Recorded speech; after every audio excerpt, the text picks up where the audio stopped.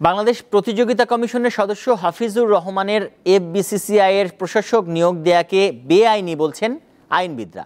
স্বার্থের দ্বন্দ্ব থাকায় প্রতিযোগিতা কমিশন আইনের ১৩ ধারা অনুযায়ী নিয়োগ অবৈধ বলে মত দেন তারা।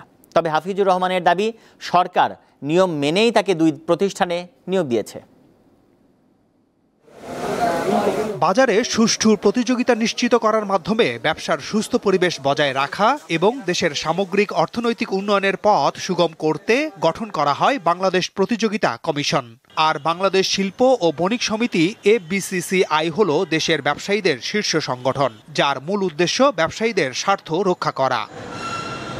অবাক শোনালেও এটাই সত্য যে এই ২ প্রতিষ্ঠানেই বিচারিক ও প্রশাসনিক দায়িত্বে আছেন হাফিজুর রহমান। সরকারের সাবেক এই অতিরিক্ত সচিব প্রতিযোগিতা কমিশনের সদস্য হিসেবে দায়িত্ব পালন করছেন।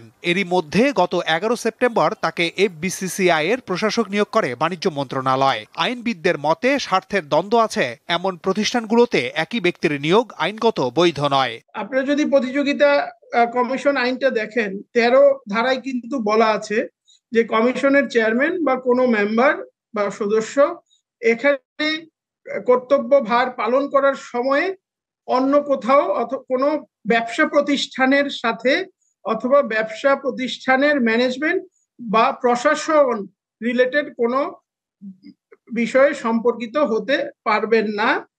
এখন একজন মেম্বার যিনি প্রতিযোগিতা কমিশনে সার্ভ করছেন, সেই একই ব্যক্তি এফবিসিসিআই এর প্রশাসক, এবং তিনি আবার প্রশাসক থাকা অবস্থায় কোনো যদি এর মধ্যে মেম্বার অথবা চেয়ারম্যানের নিয়োগ হয়, সেই কমিটিতে উনি আছেন।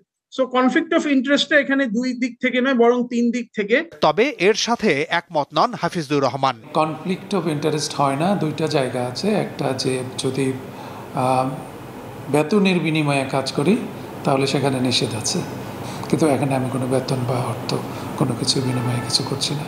আরেকটা জায়গা আছে যে সরকার সিদ্ধান্তে চূড়ান্ত বলে গণ্য হবে।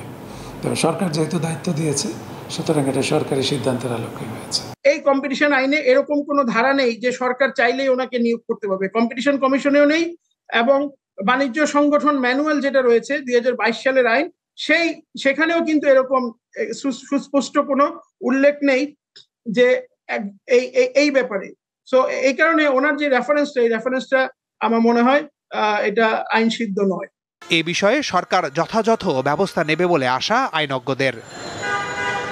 মাহমুদ শাওন, দীপ্ত সংবাদ, ঢাকা।